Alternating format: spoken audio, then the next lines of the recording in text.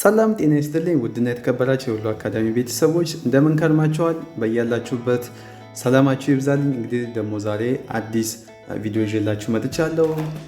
ሲቪክስ ኤንድ ሞራል ኤዱኬሽን ቻፕተር 4 ፓርት 3 እንግዲህ ይዤላችሁ መጥቻለሁ። ለቻናሉ አዲስ ሆናችሁ ፍሬሽማን ተማሪዎች እንግዲህ ፍሬሽማን ላይ ጥሩ ውጤት መስራት የምትፈልጉ ቻናሉን ሰብስክራይብ በማድረግ ጀምሩ። እንዲሁም ሁላችሁም ማንኛውም ሀሳብ አስተያየታችሁን ኮሜንት ሴክሽን ላይ አስቀምጡልኝ። እንዲሁም በቀጣይ እንዲሰራላችሁ የምትፈልጉትንም ኮሜንት ሴክሽን ላይ ጻፉልኝ። ዛሬ እንግዲህ ከባለፈው የቀጠለውን ዋትስ ገቨርንመንት በሚለው ቶፒክ የባለፈው ያልጨረስነው ፓርት 2 ላይ አይተን ፓርት 3 ደግሞ ዛሬ የምንቀጥል ይሆናል ማለት ነው። እንግዲህ ስፔሻሊ ዛሬ የምንማረው ኮርስ የኛው ፈተና በጣም ያተኩርበታል። በደንብ ብዙ ኮንሰፕቶች አሉበት። ትንሽ መያዝ ያስፈልጋል። ያን ያህል ከባድ አይደለም። ቴክኒኮችን፣ ሲስተሞችን እዚህ ስለምነግራችሁ ምንም አይከብዳችሁም ማለት ነው። እንቀጥል እስኪ። ዋትስ ገቨርንመንት እንግዲህ ኢን ብሮደር ሴንስ ቱ ገቨርን ሚንስ ቱ ሩል ኦር ኮንትሮል አዘርስ። እንግዲህ በመጀመሪያ አንድ እዚህ ጋር ጥያቄ አለ። ይህ ክፍል ስለ ገቨርንመንት ምንነት፣ ስለ ገቨርንመንት ተግባራት እና ስለተለያዩ የገቨርንመንት ስርዓቶች በጥልቀት እንድናስብ እንድንወያይ የሚያግዙን ጥያቄዎችን ያቀርባል። እነዚህ ጥያቄዎች መመለስ እንግዲህ የማንኛውም ማህበረሰብ አወቃቀሩንና ቁልፍ ነገሩን ለመረዳት ይጠቅመናል ነው። እዚህ ጋር እንግዲህ በብሮደስት ሴንስ ገቨርን ሚንስ ሩል ኦር ኮንትሮል ማለት ነው። ራይት ቱ ገቨርን ኦር ዋት ቱ ገቨርን ኦር ዋት ቱ ሩል ኦር ኮንትሮል አዘርስ። በሰፊው ትርጉም ቱ ገቨርን ማለት ሌሎችን መግዛት ወይም መቆጣጠር ማለት ነው። ይህ ሀሳብ እንግዲህ በማህበረሰብ ውስጥ ስልጣንና ቁጥጥር እንዴት እንደሚተገበር መሰረታዊ ግንዛቤ ይሰጠናል ማለት ነው። ቱ ገቨርን ማለት ይህ ከሆነ ገቨርንመንት ማለት ራሱስ ምን ማለት ነው? ገቨርንመንት refers to the formal and institutional process at the national level that maintain public order and facilitate collective action።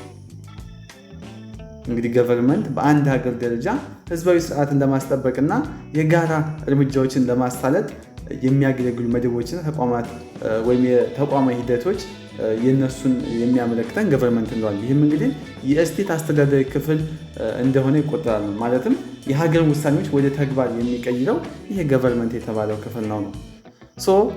To be stable and effective, any government must be processed to attributes authority and what legitimacy። እንግዲህ ማንኛውም ገቨርንመንት የተረጋጋና ውጤታማ ለመሆን ሁለት ወሳኝ ባህሪያት መያዝ አለበት። እነሱም አውቶሪቲ እና ሌጂቲሜሲ ናቸው። እነዚህ ሁለት ባህሪያት እንግዲህ ከሌላው ወይም ከሌሉ አንድ ገቨርንመንት በህዝብ ዘንድ ተቀባይነት አጥቶ ሊፈርስ ይችላል ወይም ተቀባይነት አይኖረው ማለት ነው። እንግዲህ አውቶሪቲ እና ሌጂቲሜሲ መኖር የግድ አለባቸው ነው። አውቶሪቲ ማለት ምን ማለት ነው? ዛቢቱ ኮምፕሊት ኦቢዲየንስ ኤንድ ኢት ኢዝ ሌጂቲሜት ፓወር። እንግዲህ አውቶሪቲ ማለት ደግሞ ማንኛውም ገቨርንመንት ወይም ደግሞ አውቶሪቲ ማለት ሌሎች እንዲታዘዙ የማስገደድ ችሎታ ሲሆን ይህም እንግዲህ ህጋዊ ስልጣን ወይም ሌጂቲሜት ፓወር ተብሎ ይገለጻል። ይህም ስልጣን እንግዲህ በህግና በህዝብ እውቅና ላይ የተመሰረተ ነው። የሚያስገድደው የትኛውን ነው?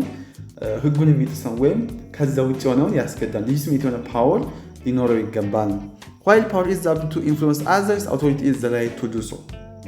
ፓወር ሌሎችን የመቆጣጠር ችሎታ ሲሆን አውቶሪቲ ግን ይህንን ለማድረግ ያለን ህጋዊ መብት ነው። ለምሳሌ አንድ ሽፍታ በኃይል ሊያስገድድ ይችላል። ነገር ግን ህጋዊ አውቶሪቲ የለውም። ፓወር እንጂ ምን የለውም? አውቶሪቲ የለውም። አውቶሪቲ በገቨርንመንት ስር ሆኖ ህግና ደንቦችን መሰረት ተደርጎ የሚደረግ ነገር ነው። ፓወር ግን ማንኛውም የመቆጣጠር ችሎታ ማንኛውም ፓወር ሲባል አውቶሪቲ ደግሞ ማለትም በህግ መብት ስር ያለው ነው። ማን አውቶሪቲ ማለት ነው። ይህንን በደንብ ተረዱልኝ ማለት ነው። ሌላው ደግሞ ሁለተኛው ሌጂቲሜሲ ነው። ብሎድስ ሚንስ ራይትፉልነስ ማለት ነው። it is what that promise the government to comply willingly with an authority። ሌጂቲሜሲ በአጠቃላይ ህጋዊነት ወይም ትክክለኛነት ማለት ሲሆን ተገዢዎች እንግዲህ ለባለስልጣናት በፈቃደኝነት እንዲታዘዙ የሚያደርግ ባህሪ ነው። ይህ ባህሪ እንግዲህ የገቨርንመንትን ህልውና የሚያረጋግጥ ወሳኝ ነገር ነው። ማን ሌጂቲሜሲ የምንለው ማለት ነው። it transforms power into authority። ሌጂቲሜሲ ዝም ብሎ የነበረን ፓወር ወደ ህጋዊ ስልጣን ወይም አውቶሪቲ ይቀይረዋል ነው። ህዝቡ እንግዲህ የገዢውን ስልጣን ትክክል ነው ብሎ ሲቀበል ያ ፓወር ወደ አውቶሪቲ ይቀየራል ማለት ነው። legitimacy is the basic condition for a government to rule without collapsing። ሌጂቲሜሲ ማለት አንድ ገቨርንመንት ሳይፈርስ ለመግዛት የሚያስችለው መሰረታዊ ሁኔታ ማለት ነው። እንግዲህ ህዝቡ አመኔታውን ሲያጣ ገቨርንመንቱ ሊወድቅ ይችላል። ሌጂቲሜሲ ማለት ምንድነው? አንድ ገቨርንመንት ሳይፈርስ ለመግዛት የሚያስችለው መሰረታዊ ሁኔታ ምን ይባላል? ሌጂቲሜሲ ይባላል። the purpose and functions of government እዚህ ጋር ደግሞ የአንድ ገቨርንመንት ወይም አንድ መንግስት ተብሎ የሚጠራውን ፐርፐዙ ምንድነው ወይም ፋንክሽኑ ምንድነው የሚለውን እንማማራለን ማለት the purpose and the function of government have expanded in contemporary world key functions include the following ones እንግዲህ በዘመናዊ ዓለም ውስጥ የገቨርንመንት ዓላማዎችና ተግባራት እየሰፉ መጥተዋል ከዚህም እንግዲህ በታች የተዘረዘሩት ዋና ዋና ተግባራቶችን ያካትታሉ ማን ገቨርንመንት የመጀመሪያው ሰልፍ ፕሪዘርቬሽንስ self preservation means what establishing order predictability internal security and external defense ይህ እንግዲህ ገቨርንመንት ዋነኛ ተግባር ሲሆን ስርዓትን ማስፈን ሊገመት የሚችል ሁኔታ መፍጠር የውስጥ ጸጥታ ማስጠበቅና ከውጭ ጥቃት መከላከልን ያካትታል ማን self preservation የምለው አንድ ሀገር እንደ ሀገር እንድትቀጥል እነዚህ ነገሮች በጣም አስፈላጊ ናቸው ሁለተኛው ደግሞ distribution and regulation of what resource this means what deciding whether resources are controlled by public or private sector የሀገር ሀብት በማከፋፈልና በመቆጣጠር ረገድ ገቨርንመንት እንግዲህ ትልቅ ሚና ይጫወታል ይህም እንግዲህ ሀብቶች በመንግስት ወይም በፐብሊክ ሴክተር ወይም ደግሞ በግል በፕራይቬት ሴክተር ቁጥጥር ስር መሆን አለመሆናቸውን መወሰንን ጨምሮ ማኔጅ ያደርግና ማን distribution and regulation of resource የምንለው እንግዲህ የኛው አንዱ ነው ማለት አንዱ key functions ነው ሌላው ደግሞ management of what conflicts ነው management of what conflicts so this means what developing institutions just like legislative executive and judiciary to manage and resolve conflicts በህብረተሰብ ውስጥ የሚፈጠሩ ግጭቶችን ለመቆጣጠርና ለመፍታት የሚያስችሉ ተቋማትን ህግ አውጪ ህግ አስፈጻሚና የዳኝነት አካላትን ማቋቋም እንግዲህ የገቨርንመንት ሌላኛው ቁልፍ ተግባር ነው ሶ ሌላው ደግሞ fulfillment of what fulfillment of social or group aspirations promoting human rights and the common good and what international peace እንግዲህ ማህበረሰብ ወይም የቡድኖችን ፍላጎት ማሟላት ለምን የሰብአዊ መብቶችን ማስከበር የጋራ ጥቅምን ማሳደግና ዓለም አቀፍ ሰላምን ማስተዋወቅ ወይም የዘመናዊ ገቨርንመንት አንዱ ተግባር አካል ነው ይሄኛው ሌላው ደግሞ protecting rights of citizens ይሄኛው ደግሞ special in constitution and democracy government በተለይም በህገ መንግስታዊና በዲሞክራሲያዊ ገቨርንመንት ስርዓት ውስጥ የዜጎች መብት ማስጠበቅ ዋነኛና መሰረታዊ ተግባር ነው ሌላው ደግሞ መብቶቻቸው ከተጠበቁ ደግሞ ፕሮፐርቲያቸው መጠበቅ ይኖርበታል protection of what property so this means what providing policies and court system to protect private and public property እንግዲህ የግልና የህዝብ ንብረቶችን ለመጠበቅ የፖሊስና የፍርድ ቤት ስርዓቶችን ማደራጀት የገቨርንመንት ኃላፊነት ነው ይህም እንግዲህ የኢኮኖሚ መረጋጋትና የዜጎችን በራስ መተማመንም ይጨምራል ሌላው ደግሞ እንግዲህ key function implementations of moral conditions this means what shaping citizens characters through laws and institutions በዜጎችና በተቋማት አማካኝነት የዜጎችን ስነምግባር መቅረጽና የተሻለ ማህበረሰብ መገንባት የገቨርንመንት እንግዲህ የረጅም ጊዜ ዓላማቸው ነው ወይም የረጅም ጊዜ የዓላማቸው አንዱ አካል ነው ሶ ሌላው እና የመጨረሻው ደግሞ provision of goods and services የኛው ደግሞ ምንድነው providing health care education public works food shelter etc እንደ ጤና ትምህርት መሰረተ ልማት ስራዎች ምግብና መጠለያ ያሉ መሰረታዊ ሸቀጦችና አገልግሎቶችን ለህዝቡ ማቅረብ እንግዲህ የገቨርንመንት አንዱ ፈንክሽን ወይም ዋነኛ ፈንክሽንስ ነው ሌላው ደግሞ የምናየው ፖይንት አንደርስታንዲንግ ሲቲዝንሺፕ ነው ዜግነት ማለት ምንድን ነው so what does the term citizenship mean to you እንግዲህ citizenship የሚለው ቃል ለአንተ ወይም ለአንቺ ምን ትርጉም አለው ነው የጥያቄ እንግዲህ ስለ ዜግነት ያለን ግንዛቤ እንድንመረምር ይጋብዘናል ሶ እንግዲህ ይሄን ዩቲዩብ ሰብስክራይብ ያደርጋችሁ ሲቲዝንሺፓችሁን ተወጡ ወይም ዜግነታችሁን ተወጡ እንላለን ሶ እስካሁን እንግዲህ ቻናላችንን ሰብስክራይብ ያደርጋችሁ ሰብስክራይብ አድርጉ ቪዲዮ ላይክ አድርጉት ሐሳብ አስተያየታችሁን ደግሞ ኮሜንት ሴክሽን ላይ ብታስቀምጡልን በጣም ደስ ይለናል ሶ እንግዲህ ሲቲዝንሺፕ ማለት ምንድነው ሲቲዝንሺፕ ማለት ወይም ሲቲዝን ማለት በመጀመሪያ ሲቲዝንሺፕን ከመረዳታችን በፊት ሲቲዝን ማለት ምንድነው የሚለውን ማወቅ ይጠበቅብናል so citizen a person who a legal member of a particular state and owns allegiance to it citizen ማለት የአንድ ስቴት ህጋዊ አልባ የሆነና ለዚያች ሀገር ታማኝነቱን የሚገልጽ ሰው ማለት ይህ ምንድነው citizenship እንለዋለን citizenship the means by which we determine if a person is a legal member of a state it refers to what the rule regulating the legal or formal relation between the state and the individual the state and what the individuals citizenship ማለት እንግዲህ ይሄኛው ዲፊኒሽን በደንብ ያዙልኝ ባይዘይ ደረቅ ላይ ብዙ ጊዜ ትሩ ፎልስ ላይ ያዩዋታን በተመጣጣኝ ፈተና ላይና citizenship በደንብ ታረዱ ማይቀር ጥያቄ ነው ይመጣል ሲቲዝንሺፕ ማለት አንድ ሰው የአንድ ስቴት ህጋዊ አባል መሆኑን የምንወስንበት መንገድ ነው። ይህም እንግዲህ በስቴት እና በግለሰብ መካከል ያለውን ህጋዊና መደበኛ ግንኙነት የሚቆጣጠሩ ደንቦች ያመለክታል። ማን? ሲቲዝንሺፕ ማለት ነው። ሲቲዝንሺፕ is a polysemy term with a different meaning depending on historic, political and cultural contexts. ሲቲዝንሺፕ እንደ ታሪካዊ፣ ፖለቲካዊ እና ባህላዊ አውድ እንግዲህ ወይም በእነሱ አውድ መሰረት የተለያዩ ትርጉሞች ያሉት ወይም የፖሊሳሚ ተርም ነው። ያ ማለት ፖሊሳሚ ተርም ማለት የተለያዩ ትርጉሞች ያሉት ቃል ማለት ነው። በአንድ ሀገር ዜጋ መሆን ማለት በሌላ ሀገር ዜጋ ከመሆን የተለየ ትርጉም ሊኖረው ይችላል። እንደየሀገሪቱ ሪስፔክት ቱ ሂስቶሪክ፣ ሪስፔክት ቱ ፖለቲክስ፣ ሪስፔክት ቱ ካልቸር የተለያየ ሚኒንግ አለው። ኢት ኢዝ ፖሊሳሚ ተርም ነው። The common elements in definition include rights, duties, belonging and identity and what? Participations. በተለዩ እንግዲህ የሲቲዝንሺፕ ትርጓሜዎች ውስጥ በጋራ የሚገኙት እንግዲህ ዋና ዋና ነገሮች እነኚህ መብቶች፣ ግዴታዎች፣ የባለቤትነት ስሜት፣ ማንነትና ተሳትፎ ናቸው። እነኚህ እንግዲህ ሲቲዝንሺፕ ስንል በዛ ውስጥ የሚታቀፉ ወርዶች ናቸው ነው። እነኚህ ኮመን ኤለመንት ስንላቸዋለን። ሌላው እንግዲህ የመጀመሪያው ሲቲዝንሺፕ as a state of rights እንግዲህ የመጀመሪያው ቲ ማርሻል distinguish three types of rights። እንግዲህ ቲ ማርሻል የተባለ ጸሐፊ 3 አይነት የመብት አይነቶችን ለይቷል ነው። እነዚህ መብቶች እንግዲህ የዘመናዊ ሲቲዝንሺፕ መሰረት ናቸው ነው። የመጀመሪያው ሲቪል ራይትስ ነው። necessary for individual liberty። ሲቪል ራይትስ ማለት የግለሰብ ነፃነት። ወደ ማህበራዊ ከመግባቴ በፊት እዚህ ጋር አሁን ቲ ማርሻል የተባለ ሰውዬ 3 አይነት የመብት አይነቶችን ለይቷል። የመጀመሪያው እንግዲህ ሲቪል ራይትስ ነው። ሁለተኛው ፖለቲካል ራይትስ ነው። ሶስተኛው ሶሻል ራይትስ ነው። እነኚህ ደግሞ ምንድን ናቸው? እንዴት ነው ዲፋይን ያደርጋቸው የሚለው እናያለን። የመጀመሪያው እንግዲህ እዚህ ጋር እንደምታዩት ስክሪኑ ላይ ሲቪል ራይትስ ሚንስ necessary for individual liberty። ሲቪል ራይትስ እንግዲህ የግለሰብን ነፃነት ለማረጋገጥ አስፈላጊ መብቶች ናቸው። ለምሳሌ የመናገር መብት፣ የመደራጀት መብት እና በህግ ፊት እኩል የመታየት መብት እንግዲህ እነኚህ ሲቪል ራይትስ ተብለው ይጠቀሳሉ ነው። ሁለተኛው ደግሞ ፖለቲካል ራይትስ ነው። the right to participate in political power example voting። ፖለቲካል ራይትስ ማለት በፖለቲካ ስልጣን ላይ የመሳተፍ መብትን ያጠቃልላል። ለምሳሌ የመምረጥና የመመረጥ መብት እንግዲህ አንዱ የፖለቲካል ራይትስ መብት ነው። ሶስተኛው ደግሞ ሶሻል ራይትስ ነው። guarantees for a decent life example health, education and so on። ሶሻል ራይትስ ደግሞ የተሟላ ህይወት ለመምራት የሚያስችሉ ዋስትናዎችን ያካትታል ነው። ለምሳሌ የጤናና የትምህርት አገልግሎቶችን የማግኘት መብት እንግዲህ አንዱ ሶሻል ራይታችን ነው። በማን አገላለጽ መሰረት?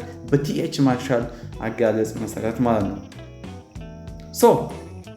Points field discovered 4 components of rights just ሆፊልዲያን ኢንሲደንትስ። እንግዲህ ሆፊልድ የተባለ ፈላስፋ ደግሞ መብቶችን 4 የተለያዩ ክፍሎች እንዳሏቸው አሳይቷል። እነሱም ሆፊልዲያን ኢንሲደንትስ ተብለዋል። የመጀመሪያው እንግዲህ ሊበሬተሪ ራይትስ ነው። እሱ ደግሞ ብሎ የገለጸው ነው። የመጀመሪያው ሊበሬተሪ ራይትስ ነው ብሏል። ሁለተኛው ፓወር ራይትስ ነው። መጀመሪያው ሊበሬተሪ ራይትስ፣ ሁለተኛው ክሌም ራይትስ፣ ሶስተኛው ደግሞ ፓወር ራይትስ የምንለው፣ አራተኛው ደግሞ ኢሚዩኒቲ ራይትስ የምንለው። እነኚህ እንግዲህ በ4 ከፍሎ አስቀምጧል። ይሄ ደግሞ ሆፊልዲያን ኢንሲደንትስ ወይም ሆፊልድ የተባለው ሰውዬ ማለት ነው። የመጀመሪያው ሊበሬተሪ ራይትስ ምንድን ነው? ፍሪደም ቱ ዱ ሰምቲንግ ዊዛውት ኦብሊጌሽን ኦን አዘርስ። ሊበሬተሪ ራይት ማለት በሌሎች ላይ ምንም አይነት ግዴታ ሳይጥሉ አንድ ነገር ለማድረግ ያለ ነፃነት። ለምሳሌ ወንድ የተባለ ሰው ቢሆን በግሉ ግቢ ውስጥ የመራመድ ነፃነት አለው። ይህ እንግዲህ በሌሎች ላይ ምንም ግዴታ አይጠይቅም ነው ወይም አይጥልም። ይህ እንደምንለው ሊበሬተሪ ራይትስ ነው። ሊበሬተሪ ራይትስ እንለዋለን። ሁለተኛው ደግሞ ክሌም ራይትስ ነው። ክሌም ራይትስ means intense responsibility upon another person or body to do something for right holder። ክሌም ራይትስ እንግዲህ የመብት ባለቤት የሆነው ሰው ሌላ ሰው ወይም አካል አንድን ነገር እንዲያደርግለት የሚያስገድድ ኃላፊነትን ያካትታል ነው። ለምሳሌ እኔ ብድር ብሰጥ ተበዳሪው የመክፈል ግዴታ አለበት ነው። እኔ ለምሳሌ እናንተ ባበድራችሁ እናንተ ያበደርኳችሁን የመክፈል ግዴታ አለባችሁ ነው። ይሄኛው ምንድነው? ክሌም ራይትስ ነው። የኔ ክሌም ራይት ነው። ሌላው ደግሞ ሶስተኛው ፓወር ራይትስ ነው። ራይትስ are regarding the modifications of what? First order rights just like the right to sell property። ፓወር ራይትስ ደግሞ የመጀመሪያ ደረጃ መብቶችን የማሻሻል መብትን ይመለከታል ነው። ለምሳሌ አንድ ሰው ንብረቱን የመሸጥ መብት ሲኖረው የባለቤትነት መብቱ እያሻሻለ ነው። የኛው እንግዲህ ፓወር ራይትስ ይባላል ማለት ነው። የመጨረሻውና አራተኛው ደግሞ ኢሚዩኒቲ ራይትስ ነው። allowing bearers to escape from the controls of others example immunity from self incrimination። ኢሚዩኒቲ ራይትስ ማለት ደግሞ የመብት ባለቤቶች ከሌሎች ቁጥር እንዲያመጡ ያስቻቸዋል። ለምሳሌ በወንጀል ምርመራ ጊዜ ራስን ላለመወንጀል ያለ መብት ወይም ኢሚዩኒቲ ፍሮም ሰልፍ ዲስክሪሚኔሽን እንግዲህ አንዱ የኢሚዩኒቲ ራይትስ ነው ማለት ነው። እንግዲህ ይሄኛው ከኢሚዩኒቲ ራይትስ ውስጥ ይመደባል ማለት ነው። እንግዲህ እነኝህን አራቱን መያዝ ይጠበቅባቸዋል። ሁለተኛው ፖይንት የምናየው ደግሞ እዚህ ጋር ሜምበርሺፕ ኤንድ አይደንቲቲ ነው። ሲቲዝንሺፕ ኢዝ አሶሺየትድ ዊዝ ሜምበርሺፕ ኢን ኤ ፖለቲካል ኮሚቲ ዊዝ ኤ ስፔሲፊክ ሼርድ አይደንቲቲ። ሲቲዝንሺፕ ደግሞ የጋራ ማንነት ካለው የፖለቲካ ማህበረሰብ አባልነት ጋር የተቆራኘ ነው። ይህም እኛ የሚለውን የጋራ ስሜት እንዲፈጥርብን ወይም እንዲፈጠር ያደርጋል። The term is also used to signify proper conduct, distinguishing good citizens from mere members. ይህ ቃል እንዲሁ ትክክለኛ ስነምግባርን ለማመልከት ያገለግላል። ይህም ግን ጥሩ ዜጎች ወይም ጉድ ሲቲዝን ከተራ አባላት ይለያል ወይም እንዲለዩ ያደርጋል። ሌላው ደግሞ ሶስተኛው የምናየው ደግሞ ፓርቲሲፔሽንስ ነው። A key position in a citizenship we call about participations። ተሳትፎ ወይም ፓርቲሲፔሽን ማለት በሲቲዝንሺፕ ጽንሰ ሀሳብ ውስጥ ቁልፍ ቦታ አለው። ዜጎች እንግዲህ በሀገራቸው ጉዳይ ላይ ንቁ ተሳትፎ እንዲያደርጉ ይጠበቃል። It is key position in citizenship. There is two approaches in this participation under the concept of participation. The first one is minimalist approach and the second one is the maximalist approach. When you call about the minimalist approach, basic passive compliance within the rules. Minimalist approach ማለት ዜጎች መሰረታዊ ህጎችን በዝምታ ማክበር ብቻ በቂ ነው ብሎ የሚያስብ አፕሮች ሚኒማሊስት አፕሮች ይባላል።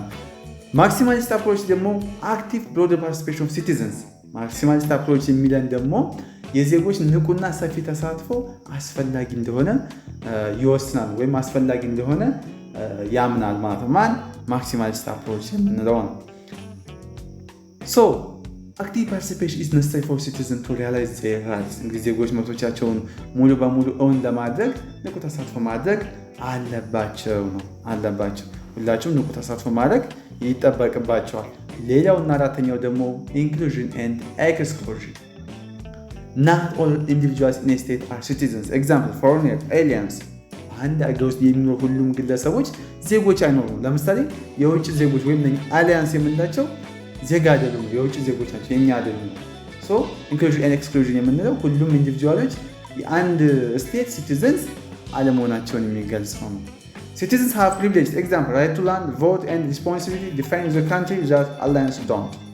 ዜጎች የውጭ ዜጎች ማለትም የውጭ ዜጎች የሌሏቸው ልዩ መብቶች። ለምሳሌ የውጭ ዜጎች እንደ ዜጋ ያልቆጠርንበት ምክንያት የውጭ ዜጎች የሌሏቸው መብቶች አሉ። ለምሳሌ መሬት የመያዝ መብት፣ የመምረጥ መብት እና ኃላፊነቶች። ለምሳሌ ሀገርን የመከልከል ግዴታ ምናምን ሊኖራቸው ይችላል። ግን መሬት መያዝ፣ የመምረጥ መብት ግን ለውጭ ዜጎች ያልተለመደ ነው፣ የላቸውም፣ አይሰጣቸውም። ጀስት ቤዝድ ኦን ኢትዮጵያን ስታንዳርድ።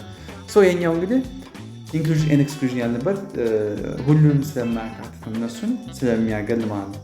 The concept now also includes corporate citizenship and global or cosmopolitan citizenship። በአሁን ጊዜ እንግዲህ የሲቲዝንሽፕ ጽንሰ ሀሳብ እንደ ኮርፖሬት ሲቲዝንሽፕ ወይም የኩባንያዎች ማህበራዊ ኃላፊነት እና ግሎባል ወይም ኮስሞፖሊታን ሲቲዝንሽፕ የዓለም ዜግነት ያሉ አዳዲስ ሀሳቦችንም እያካተተ መጥቷል አሁን ላይ። ሌላው ደግሞ የምናየው ፖይንት ደግሞ ቲዮራይዚንግ ሲቲዝንሽፕ ነው። ሲቲዝንሽፕን እንዴት ቲዮራይዝ እናደርጋለን የሚል ቶፒክ ነው። ሲቲዝንሽፕ ኢዝ ናት ኤ ስቴት ኮንሰፕት ኢት ቼንጅስ ዊዝን ፖለቲካል ቶትስ አይዲዮሎጂስ ኤንድ ፖሊሲስ። ሲቲዝንሽፕ እንግዲህ ቋሚ ጽንሰ ሀሳብ አይደለም። ከፖለቲካ አስተሳሰቦች፣ ርዕዮተ ዓለሞች እና ፖሊሲዎች ጋር በየጊዜው ይለዋወጣል ነው። እነኚህ እንግዲህ አራት ዋና አስተሳሰቦች አሉት ነው። የመጀመሪያው እንግዲህ ሊበራል ሲቲዝንሽፕ ነው። የመጀመሪያው ሊበራል ሲቲዝንሽፕ የምንለው ማለት ነው። ሁለተኛው ደግሞ ኮሚኒታሪያን ሲቲዝንሽፕ የምንለው ነው። ሶስተኛው ደግሞ ሪፐብሊካን ሲቲዝንሽፕ የምንለው ነው። አራተኛው የመጨረሻው ደግሞ መልቲካልቸራል ሲቲዝንሽፕ የምንላቸው ነው። እንግዲህ አራት ዋና ወይም ፎር ሜን አፕሮችስ ኦፍ ሲቲዝንሽፕ ናቸው። እስኪ እያንዳንዳቸው እናያቸው። እስኪ ምንድን ነው የሚለውን አይዲያቸውን ሁሉንም እስኪ እንመርምራቸው። የመጀመሪያው ሲቲዝንሽፕ ኢን ሊበራል ቶት ነው። begins with an individual person the self as the primary political unit። እንግዲህ አስተሳሰብ የሚጀምረው ከግለሰብ ወይም the self ሲሆን ግለሰቡን እንደ ዋና ፖለቲካ ኃይል ይቆጥረዋል ማለት ነው። it gives a strong emphasis to individuals' liberty and what rights። ይህ ማለትን ማለት ነው የአስተሳሰብ ወይም ለዛ ለግለሰቡ ነፃነትና መብቶች ከፍተኛ ትኩረት ይሰጣል ነው። እንግዲህ የግለሰቡ ደህንነት ከማንኛውም ነገር ይቀድማል ብለው ያምናል። ማን? ሲቲዝንሺፕ በማን? በሊበራል ታውት አባባል ወይም በነሱ ቲዮሪ መሰረት ማለት በሊበራል ታውት ቲዮሪ መሰረት እንደዚህ ተብሎ ይታመናል። the community matters only because it contributes to the well-being of what? the individuals who compose it. ማህበረሰቡ አስፈላጊ የሚሆነው እሱን ለሚገነቡበት ግለሰቦች ደህንነት አስተዋጽኦ ስለሚያደርግ ወይም እስከሚያደርግ ድረስ ብቻ ነው ማለት ነው። The roles of the state is instrumental to protect and create an environment for what? Citizens to enjoy their rights. የስቴት ሚና መሳሪያዊ ነው ማለትም ኢንስትሩመንታል ነው ወይም መሳሪያዊ ነው ስንል ዋና ዓላማው ዜጎች መብቶቻቸውን እንዲያጣጥሙ ምቹ ሁኔታን መፍጠርና መጠበቅ ነው። Liberal citizens are free to form their own opinions and pursue their own projects within the minimum state interference. በሊበራል አስተሳሰብ ዜጎች በትንሹ እንግዲህ የስቴት ጣልቃ ገብነት የራሳቸው አስተያየት የመስጠትና ወይም የመመስረትና የራሳቸውን ፕሮጀክቶች የመከተል ነፃነት አላቸው። ሁሉ ነገሮች ሊበራል ተብሎ የሚጠሩ ሲቲዝኖች ያሏቸው ነገሮች ናቸው ማለት ነው። ክሪቲክሶች አሉ። እንግዲህ ሊበራሎች ምን ብለው ነው ክሪቲክስ የሚያደርጉት ነው? it leads to problems like free riders and trade of the commons. የአስተሳሰብ እንደ ፍሪ ራይደርስ ወይም የጋራ ሀብትን ያላስተዋጽኦ መጠቀምና the trees of the consumers የጋራ ሀብትን በግለሰቦች ስግብግብነት መመናመን ላሉ ችግሮች ሊዳርግ ይችላል ማለት የሊበራል ተወት ማለት ክሪቲክሶች በእነሱ የሚነሳው ክሪቲክሶች ናቸው ማለት ነው።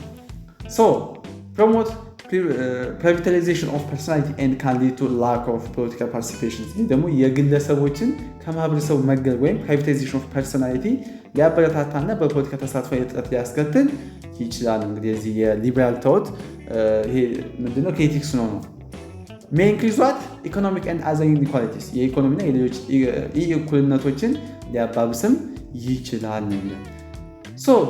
possesses a state within the normative neutrality which is difficult to maintain in practice. ስቴት እንግዲህ በማንኛውም የሞራል ጉዳይ ላይ ገለልተኛ ወይም ኖርማቲቭ ኒውትራሊቲ መሆን አለበት።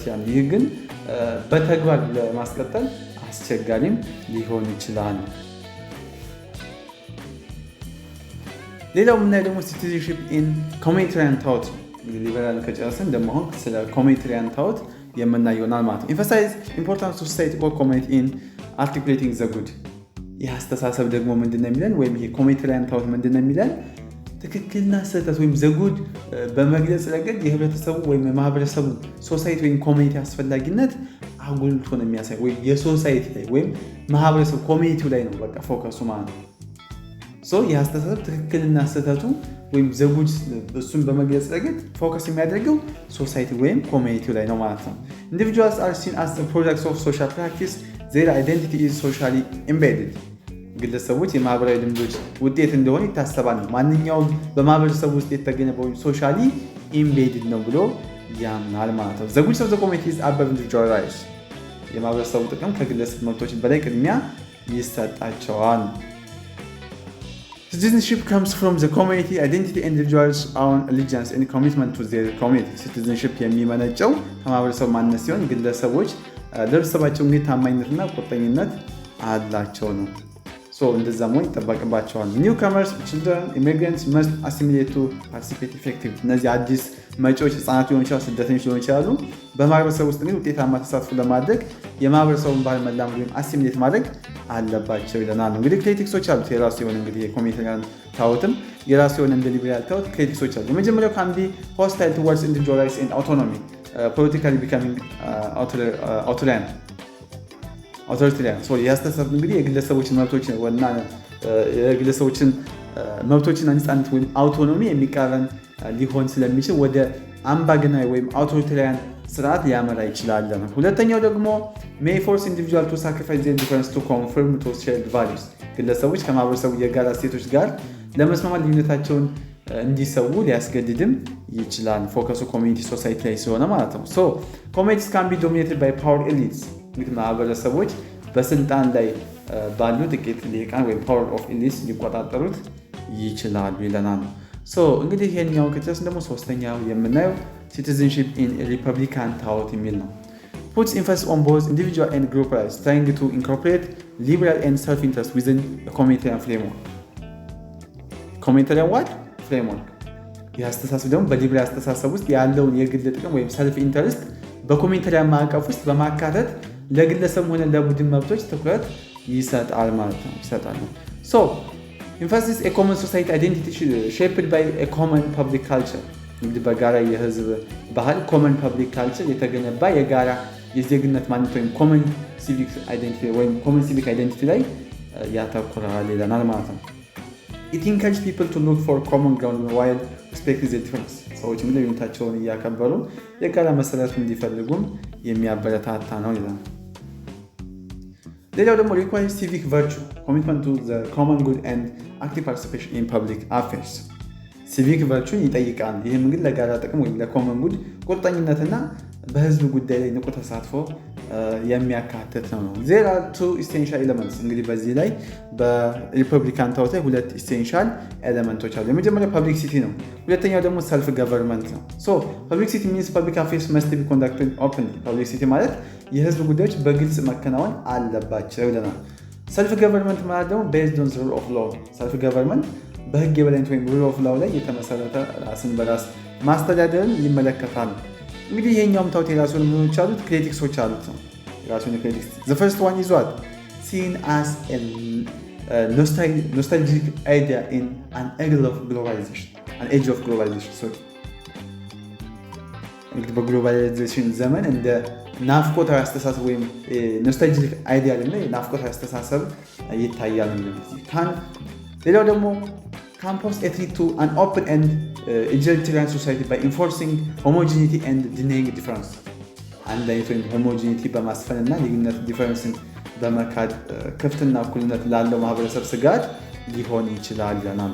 may involves a false idea of impartiality. ትክክለኛ ያልሆነ የገለልተኝነት ወይም ኢምፓርሻሊቲ አስተሳሰብን ሊያንጸባርቅም ይችላል። እነዚህ እንግዲህ ክሪቲክሶች ናቸው። የዚህ የሪፐብሊካን ታውት ክሪቲክሶች ናቸው። እነኝንም በደንብ መያዝ ይጠበቅባቸዋል ማለት ነው።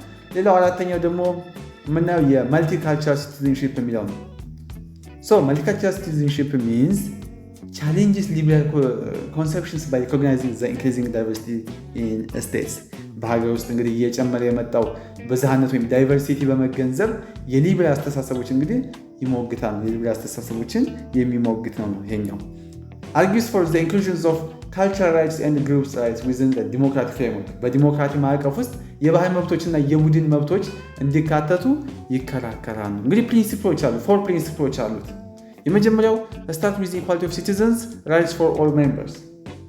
ፕሪንሲፕሎች መካከል የመጀመሪያው ለሁሉም አባላት በእኩልነት የሲቲዝንሺፕ መብቶች መጀመር የሚል ነው። ሁለተኛው ፕሪንሲፕል ደግሞ recognize that formal equality does not always lead to equality of respect, resource or opportunity. መደበኛ እኩልነት ሁልጊዜ ወደ ክብር፣ ሀብት ወይም እድል እኩልነት እንደማያመራ መገንዘብ የሚል ነው ሁለተኛው ፕሪንሲፕል። ሶስተኛው ደግሞ establish mechanism for group representation and participation. ለቡድን ውክልናና ተሳትፎ የሚያስችሉ ስርዓቶችን መዘርጋት የሚል። አራተኛውና የመጨረሻው ደግሞ allow for differential treatment of people with different needs and wants to combat systematic barriers. ስርዓታዊ እንቅፋቶችን ለመዋጋት የተለያዩ ፍላጎቶች ላሏቸው ሰዎች የተለየ አያያዝ ወይም differential treatment መፍቀድ የሚለው ነው ማለት ነው። So, a differentiated conception of citizenship needed to help marginalized groups attain civic equality. በህብረተሰብ ዳር የተገፉ ቡድኖች ወይም እነኚህ marginalized groups የዜግነት እኩልነት እንዲያገኙ የተለያዩ differentiated የሲቲዝንሺፕ ሀሳብን ያስፈልጋል። እንግዲህ ይህም የራሱን ምን አለው ክሪቲክስ አለው። እንግዲህ ክሪቲክሶቹ the first one is where is that focusing on difference will erode a sense of community and common purpose. እንግዲህ በልዩነት ላይ ማተኮር የማህበረሰቡ ስሜትና የጋራ ዓላማን ያጠፋል የሚል ስጋት አለ። ሁለተኛው ክሪቲክስ ደግሞ feel it could create a politics of grievance where groups focus on establishing disadvantage to secure rights. እንግዲህ ቡድኖች መብቶችን ለማክበር ጉዳታቸውን በማሳየት ላይ ብቻ የሚያተኩሩበት የቅሬታ ፖለቲካ ወይም politics of grievance ሊፈጥር ይችላል የሚል ፍራቻ አለ ነው። እንደዚህ አይነት ፍራቻ አለ። ሌላው ደግሞ የምናየው እንግዲህ ሌላው ፖይንት ነው modes or ways of acquiring and losing citizenship.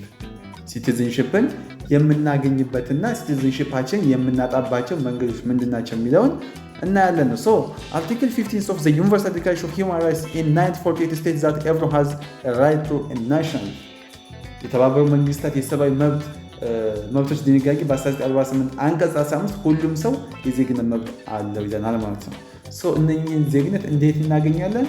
how to acquire and how to lose what citizenship እንዴት ነው የዜግነት መብትን የምናገኘው እንዴት ነው ልናጣ የምንችለው የሚለውን ደግሞ በዚህ ቶፒክ የምንማማር ይሆናል ማለት ነው።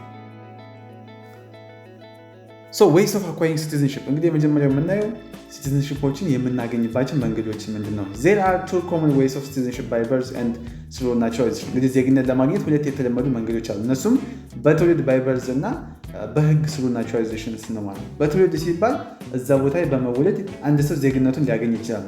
በናቹራላይዜሽን ሲባል ደግሞ እዛ ቦታ ያ ሰው ለረጅም ጊዜ ሲኖር ናቹራላይዜሽን ወይም ሲቲዝንሺፕ ሊያገኝ ይችላል። እንግዲህ እዚህ ጋር ደግሞ የመጀመሪያው ፖይንት ሲቲዝንሺፕ from birth or origin Jewish soil or law or rights of the soil citizenship is granted based on being born within state territory በደንብ ያዙ። እዚህ ጋር ሲቲዝንሺፕ ላይ በደንብ ጥያቄ ይመጣል እንዳትሸወዱ በደንብ ያዙልኝ። Jewish soil ማለት ዜግነት የሚሰጠው በአንድ ሀገር ግዛት ውስጥ በመወለድ ነው። ይህም የመሬት ህግ ነው ይባላል። የጁስ ሶይል ሀሳብ ጁስ ሶይል ምንድነው የሚለን? ዜግነት የሚሰጠው በአንድ ሀገር ግዛት ውስጥ በመወለድ ነው ወይም የመሬት ህግ ነው። በዛ ስለተወለደ ዜግነት ማግኘት አለብን የሚለን የጁስ ሶይል ሀሳብ ነው። የጁስ ሶይል አገላለጽ ነው። እንዳትረሱ በደንብ ያዙልኝ። ሁለተኛው ደግሞ ጁስ ሳንጉኒስ or laws or rights of blood citizenship is acquired through what acquired from one parents acquired from one's parents እንግዲህ ጁስ ሳንጉኒስ ማለት ደግሞ ዜግነት ከወላጆች በዘር የሚገኝ ነው። ይህም ደግሞ የደም ህግ ተብሎ ይታወቃል። ብዙ ጊዜ ጥያቄ ያሞታል። ቾይስ ላይ ማቺንግም ላይ ያሞታል። በደም ከተባለ ጁስ ሳንጉኒስ ነው።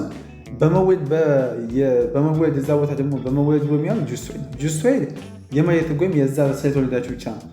ጁስ ሳንጉኒስ ደግሞ በቤተሰብ ነው ከወላጆች በዘር የሚገኝ ነው ብሎ የሚያምን ነው። ሁለተኛው ደግሞ citizenship by naturalization or law the legal process by which foreigners become citizens. Common methods include citizenship by naturalization እንለዋለን። citizenship by naturalization ማለት የውጭ ዜጎች ዜጋ የሚሆኑበት ህጋዊ ሂደት ነው። እነኚህ የተለመዱ ዜጎች የሚከተሏቸውን መንገዶች አሉ። እነሱ እንግዲህ ከዚህ በታች የምናይ ይሆናል ማለት ነው። የመጀመሪያው እንግዲህ grant on application or residence language etc በማመልከቻ የሚሰጥ ዜግነት ሲሆን ይህም እንግዲህ የመኖሪያ ጊዜ የቋንቋ ችሎታና ሌሎች መስፈርቶችን ማሟላትን ይጠይቃል። ሁለተኛው ደግሞ marriage to a citizen የሀገሪቱ ዜጋ በማግባት ዜግነት ማግኘት ይቻላል። ሌላው ደግሞ አዶፕሽን በማደጉ ልጅነት ዜግነት ማግኘት ይቻላል። በማደጉ ሌላው አራተኛው ደግሞ ፖለቲካል ኬዝ ነው። ሴሽን መርጀር ኦፍ ቴሪቶሪ ኤንድ ሶ ኦን በፖለቲካ ምክንያት ለምሳሌ በአዲስ ግዛት መፈጠር ወይም ግዛቶች ሲዋሃዱ ዜግነት ሊሰጥ ይችላል። በእነኚህ መንገዶች እንግዲህ ዜግነት ይሰጣል ነው። በናቹራላይዜሽን ወይም በህግ መሰረት በእነኚህ መንገዶች ይሰጣል ማለት ነው። the modes of acquiring Ethiopian citizenships እንግዲህ አጠቃላይ ነበር አሁን ያየን። አሁን ደግሞ እንደ ኢትዮጵያ ሲቲዝንሺፕ የምናገኝባቸው መንገዶች ምን ይመስላሉ ወይም ምንድናቸው ነው። የኢትዮጵያ እንግዲህ የዜግነት አዋጅ ቁጥር 348/2003 ህዝባዊ 2003 እንግዲህ ዜግነት የሚገኝባቸው መንገዶችን ይዘረዝራል። የመጀመሪያው acquisition by descent or jus sanguinis anyone born to an Ethiopian father or mother is an Ethiopian national አባቱ ወይም እናቱ ኢትዮጵያዊ የሆነ ወይም የሆነች ማንኛውም ሰው ኢትዮጵያዊ ዜጋ አለው። ይሄ ጁስ ሳንጉኒስ ማለት በቤተሰብ በደም የሚሰጥ ዜግነት ነው። ኢትዮጵያ does not grant citizenship based on Jewish soil or birthplace ኢትዮጵያ በተወለደበት ቦታ ተመስርቶ ጁስ ሶይል ዜግነት አትሰጥም። እሷ መሰረት ጁስ ሳንጉኒስ ነው። ጁስ ሳንጉኒስ ወይም በብለድ በቤተሰቦች በእናት በአባት ተሰጣች እንጂ በመወለድ ቦታው ስለተወለደ ብቻ አትሰጥም። ሁለተኛ ደግሞ acquisition by law or naturalization grant on application requiring meeting criteria such as age 18+, residence 4+ years, low income, language ability and good character እንግዲህ በማመልከቻ ዜግነት ለማግኘት እንደ እድሜ ከ18 በላይ መሆን አለበት። የመኖሪያ ጊዜ ደግሞ ከ4 ዓመት በላይ ኢትዮጵያ ውስጥ መኖር አለበት። ህጋዊ ገቢ፣ የቋንቋ ችሎታና ጥሩ ስነ ምግባር ያሉ መስፈርቶች ካለው እነኚህን ካሟላ ኢትዮጵያ እንግዲህ ለሌላም ሰው ይሄንን መስፈርት ለሚያሟላ ዜግነት ልትሰጥ ትችላለች ማለት ነው። እኛው እንግዲህ grant on applications የምንለው ሁለተኛው ኬዝ ኦፍ ማሬጅ ነው። ኬዝ ኦፍ ማሬጅ ደግሞ alien married to an Ethiopian citizen can apply after meeting residence and other requirements ኢትዮጵያዊ ዜጋ ያገባ ወይም ያገባች የውጭ ዜጋ የመኖሪያ ጊዜና ሌሎች መስፈርቶች ካሟላች ከዛ በኋላ እንግዲህ ማመልከት ይችላሉ ወይም ትችላለች። ከዛም መስፈርቱ ከተሟላ ዜግነት ይሰጣቸዋል ነው። ይህ እንግዲህ ኬዝ ኦፍ ሜሬጅ ነው። ሌላው ደግሞ ኬዝ ኦፍ አዶፕሽን ማለት a child adopted by an Ethiopian citizen can acquire citizenship። በኢትዮጵያ ዜጋ በማደጎነት ያደገ ልጅ ዜግነት ሊያገኝ ይችላል። ሌላ ደግሞ ስፔሻል ኬዝስ ነው። an alien with an outstanding contribution to the Ethiopian may be granted citizenship without meeting all standard requirements። ለኢትዮጵያ ልዩ አስተዋጽኦ ያደረገ የውጭ ዜጋ ሁሉንም መደበኛ መስፈርቶች ሳያሟላ ዜግነት ሊሰጠውም ይችላል። ይሄኛው እንግዲህ ስፔሻል ኬዝ ካለ ነው። ሪአድሚሽንስ የሚባል a person who lost Ethiopian citizenship can reapply for it። እንግዲህ የኢትዮጵያ ዜግነት ያጣ ሰው እንደገና ዜግነቱን እንዲያገኝ ማመልከትም ይችላል። እንግዲህ እነኚህ ዜግነትን የምናገኝባቸው መንገዶች በኢትዮጵያ ውስጥ የሚለውን ያየንባቸው ናቸው። ሁሉንም በደንብ ያዙ እንዳረሱ። ማቺንግ ላይ፣ ደረቅ ላይ ብዙ ቦታ ያውጣቱ። ፎልሳይ ለሁሉም ይመቻሉ። ጁስዌይ፣ ጁስ ሳንጉኒስ የሚሉ የተለያዩ ነገሮች ያየናቸው ሁሉም ቪዲዮን የደጋገማቸው በደንብ ይመጣሉ፣ ፈተና ላይ አይቀሩም። ሌላ ደግሞ ዱዋል ሲቲዝንሺፕ ነው። the citizenship of being a citizen of 2 or more nations we call it dual citizenship ማለት ዱዋል ሲቲዝንሺፕ የምንለው ሁለትና ከዚያ በላይ ሀገራት ዜጋ የመሆን ሁኔታ ማለት ነው። it arises from the clash between jus solis and jus sanguinis and what naturalization laws። ይህ ሁኔታ እንግዲህ በሚከሰት በጁስ ሶይል በጁስ ሳንጉኒስ እና በናቹራላይዜሽን ህጎች መካከል በሚፈጠር ግጭት ነው እንግዲህ ዱዋል ሲቲዝንሺፕ የሚፈጠረው ነው። ኢትዮጵያን ፕሮሂቢትስ ዱዋል ሲቲዝንሺፕ እንግዲህ ኢትዮጵያ ሁለት ዜግነት ወይም ዱዋል ሲቲዝንሺፕ አትፈጽምም ነው፣ ትከለክላለች፣ አትፈጽምም እሷ። አርቲክል 20 sub-article 1 of the 2003 proclamation states that any Ethiopian who voluntarily acquired another nationality is deemed to have voluntarily renounced their Ethiopian nationality። የ2003 አዋጅ አንቀጽ 21 ላይ ማንኛውም ኢትዮጵያዊ በፍቃዱ የሌላ ሀገር ዜግነት ከወሰደ ኢትዮጵያ ዜግነቱን በፍቃዱ እንደለቀቀ ይቆጠራል ይለናል ነው። እንግዲህ አንዱ የኢትዮጵያ የምትመራበት ነው ማለት ነው። ሌላው ደግሞ ምን ዌይስ ኦፍ ሉዚንግ ሲቲዝንሺፕ ነው። በተጨማሪ አንድ ሰው ነገር ግን ከአንድ ሀሳብ እንግዳቸው እዚህ ጋር አንድ ሰው ያልተዋጣላቸው ሀገራዊ ግዴታዎች ወይም ወንጀል ክሶች ካሉበት የኢትዮጵያ ዜግነት እንዲለቅ ላይፈቀድ ይችላል። ይህም እንግዲህ ለጊዜያዊ ዱዋል ሲቲዝንሺፕ ሁኔታ ሊዳረግም ይችላል። ዌይስ ኦፍ ሉዚንግ ሲቲዝንሺፕ ነው። እንግዲህ ደግሞ ሲቲዝንሺፕ እንደዚህ የምናገኝ ከሆነ በዚህ መንገዶች ይሰጥ ከቻለ ሰው ሲቲዝንሺፑን በምን መንገድ ሊያጣ ይችላል የሚለው ደግሞ እናያለን ማለት ነው። Citizenship can be lost voluntarily or renunciation or what? Involuntary.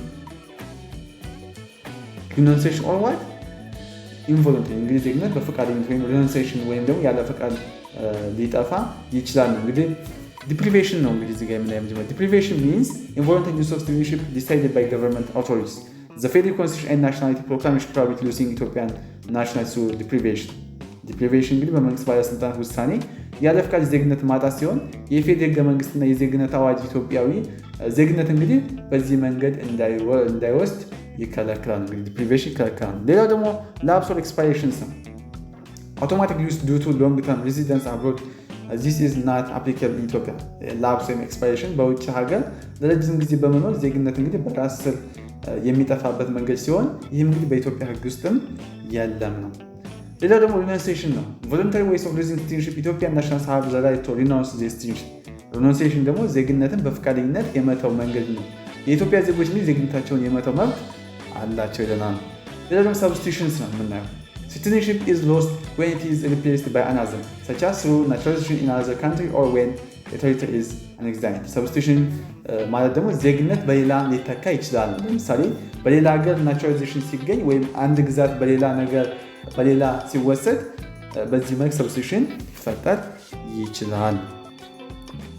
ሌላው ደግሞ የምናየው ፖይንት ስቴትለስ ነው።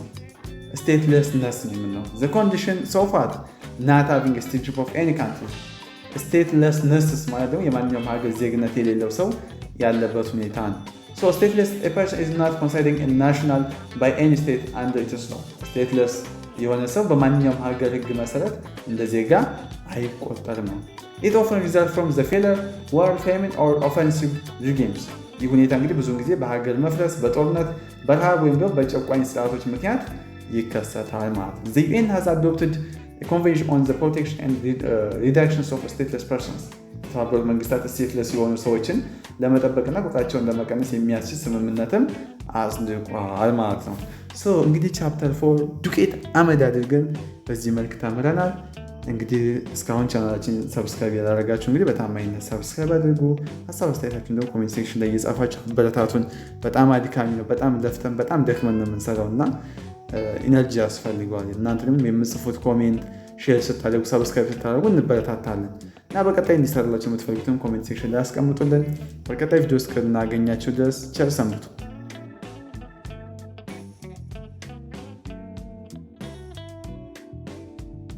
አስደሳች ዜና! ካሁን በኋላ ለሚድና ፋይናል ፈተና መጨናነቅ ቀረ። ካሁን በኋላ ይሄ ኮርስ ከበደ ማለትም የለም። ብሉ አካዳሚ በሳይንሳዊና በተቀላጠፈ መንገድ ትምህርትን ወደ ላቀ ደረጃ የሚያደርስና ጊዜዎትን የሚቆጥብ ልዩ የትምህርት ፓኬጅ አዘጋጅቶሉት ሁሉም ኮርሶች በደንብ በጥራት ተብራርተው በተሰሩ ቪዲዮዎች አማርኛና እንግሊዘኛ ኖት፣ ኩዊዝ፣ የተለያዩ የሁሉም ዩኒቨርሲቲ ሚድና ፋይናል ፈተናዎች ከነመልሶቻቸው፣ የሲኒየር ተማሪዎች ምክር፣ ሜንቶርሺፕ እነኚህን ከላይ የተዘረዘሩትን ሁሉንም በአንድ ፓኬጅ በቴሌግራም ቻናላችን @ሁሉ አካዳሚ ላይ በፕራይቬት ክላስ ተዘጋጅቶ ይጠብቁታል። ከእርሶ የሚጠበቀው አንዴ ብቻ ተመዝግበው ሙሉ ሴሚስተሩን መማር ብቻ ነው። ሁሉ አካዳሚን ብቸኛ የሁል ጊዜ ምርጫው ስላደረጉ እናመሰግናለን።